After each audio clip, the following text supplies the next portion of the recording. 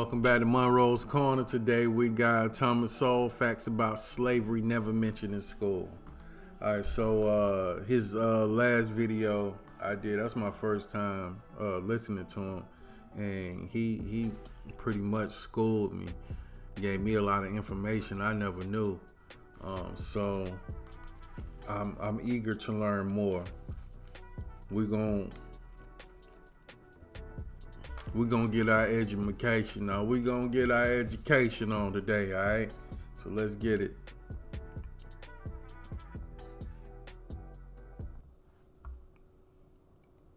Road to 10K, man. Enjoy the video. Make sure you like the video and subscribe to the channel, please. We're on the road to 10K.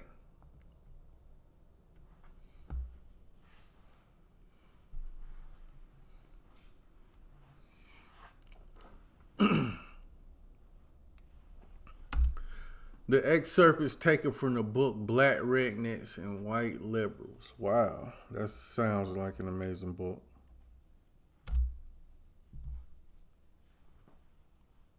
Untold facts about slavery. The instrumental use of the history of slavery today also underlies the claim that slavery grew out of racism. For most of its long history, which includes most of the history of the human race, slavery was largely not the enslavement of racially different people, for the simple reason that only in recent centuries has either the technology or the wealth existed to go to another continent to get slaves and transport them en masse across an ocean. People were enslaved because they were vulnerable, not because of how they looked. The peoples of the Balkans were enslaved by fellow Europeans, as well as by the peoples of the Middle East, for at least 6 centuries before the first African was brought to the Western Hemisphere. Before the modern era, by and large, Europeans enslaved other Europeans. Asians enslaved other for the Europeans, because of an ocean. People were enslaved because they were vulnerable, not because of how they looked. The peoples of the Balkans were enslaved by fellow Europeans, as well as by the peoples of the Middle East, for at least 6 centuries before the first African was brought to the Western Hemisphere. Damn, so before the first African was brought to the Western Hemisphere, it was slavery for 6 centuries on the Europeans. Wow. I did not know that. For at least 6 centuries before the first African was brought to the Western Hemisphere. Before the modern era, by and large, Europeans enslaved other Europeans. Asians enslaved other Asians. Africans enslaved other Africans. And the indigenous peoples of the Western Hemisphere enslaved other indigenous peoples of the Western Hemisphere. Slavery was not based on race, much less on theories about race. Only relatively late in history did enslavement across racial lines occur on such a scale as to promote an ideology of racism that outlasted the institution of slavery itself. Wherever a separate people were enslaved, they were disdained or despised, whether they were different by country, religion, caste, race, or tribe.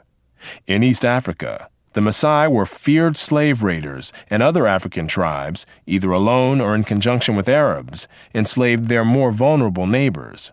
As late as 1891, it was reported that Manyuema slavers had demoralized surrounding tribes, destroying crops, and famine reigned everywhere. Even in the early 20th century, Abyssinians were still raiding other Africans and carrying off slaves. It was 1922 before the British had gained sufficient control in Tanganyika to stamp out slavery there. Arabs were the leading slave raiders in East Africa, ranging over an area larger than all of Europe.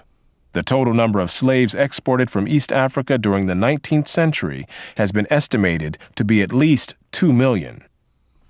The form in which... Damn.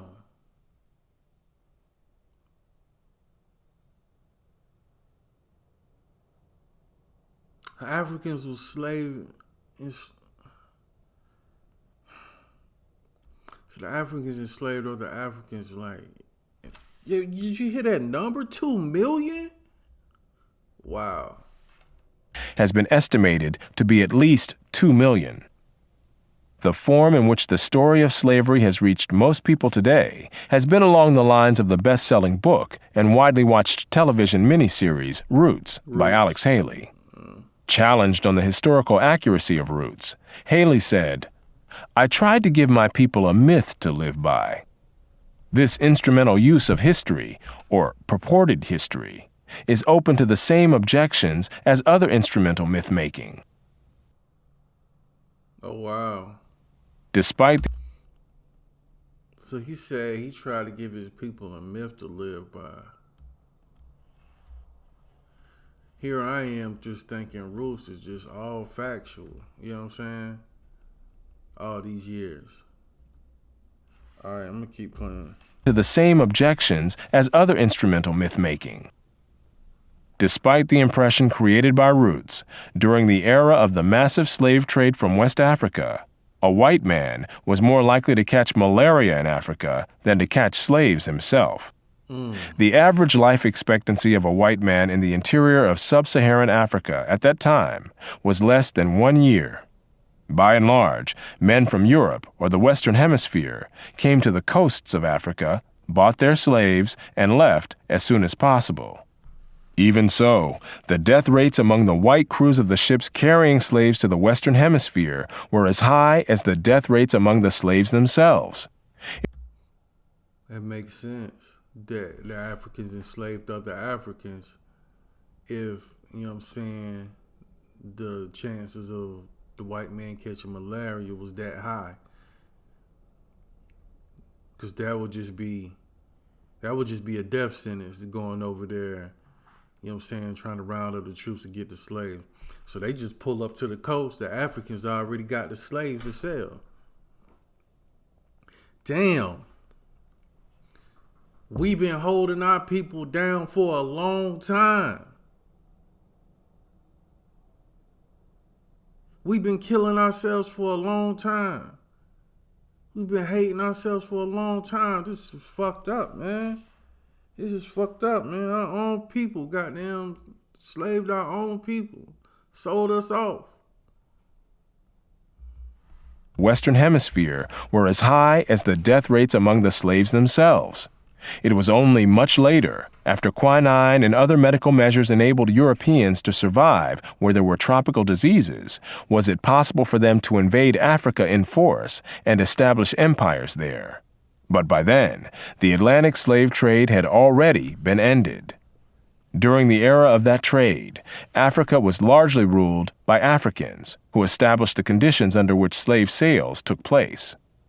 The crew of a slave ship was in no position to defy African rulers and their armies by going out across the land and capturing people willy-nilly. The stronger African peoples captured and enslaved the weaker peoples. The same pattern found over the centuries in Europe, Asia, the Western Hemisphere, and Polynesia. In Nyasaland. Oh, this shit pissing me off, boy. This shit pissing me off.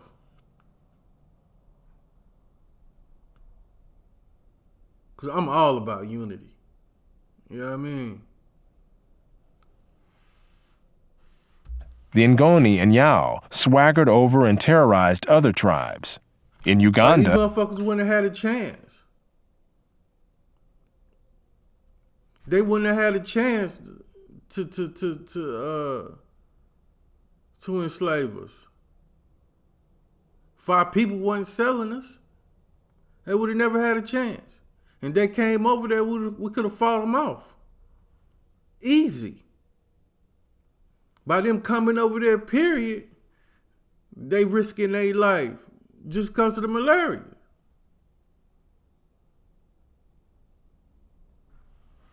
It's a dog-eat-dog world, man. The Baganda made life miserable for their neighbors, and the Nyoro and Hima of Anko enslaved Toro women and children. The Tutsi dominated the Hutu in Rwanda, the Maasai lorded it over the Kikuyu and Kamba, and the latter, in turn, held the Indorobo in a kind of serfdom. It was precisely the fact that Europeans, except for the Portuguese, seldom participated in the raids that captured and enslaved Africans that enabled most people in Europe and the Americas to remain oblivious to the traumatic experience that this was, with some Africans committing suicide to avoid capture and wives being whipped as they tried to cling to their husbands or children. Historian David Breon Davis pointed out that Europeans had little contact with the actual process of enslavement, and that, as late as 1721, the Royal African Company asked its agents to investigate the modes of enslavement in the interior.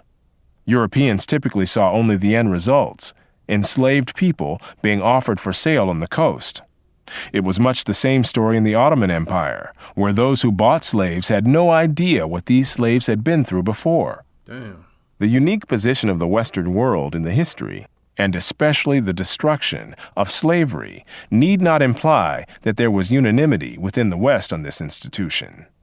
In addition to whites who defended the enslavement of Africans on racial grounds, or who opposed general emancipation on social grounds, there were many whites, and even blacks, who defended slavery as a matter of self-interest as slave owners.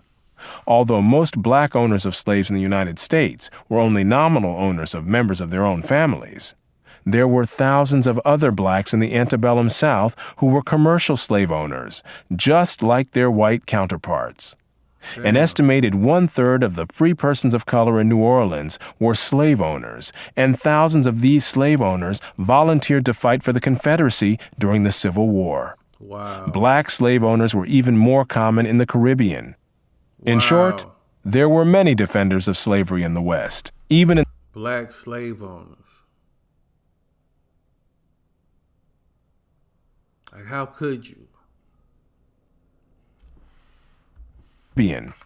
In short, there were many defenders of slavery in the West, even in the 19th century.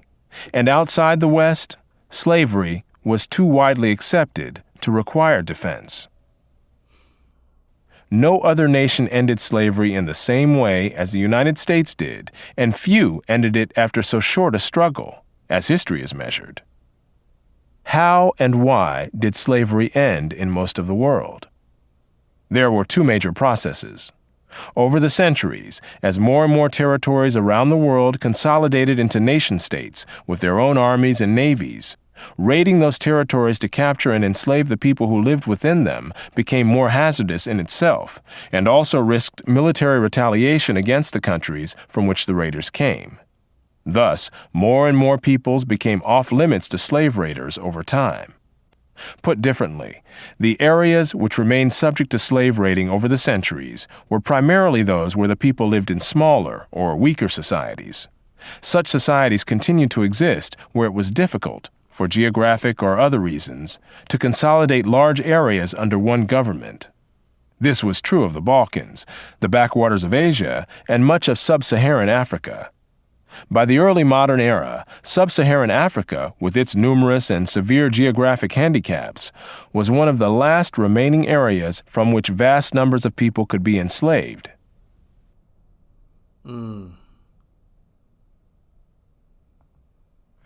So the risk involved with the enslavement and with the military and everything getting involved, that's what put an end to it. Oh man, that was a lot to take in. That was a lot to take in. That was damn.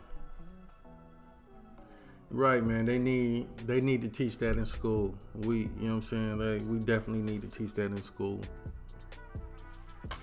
We thinking it's only the white people that enslaved us. You know what I'm saying? They did.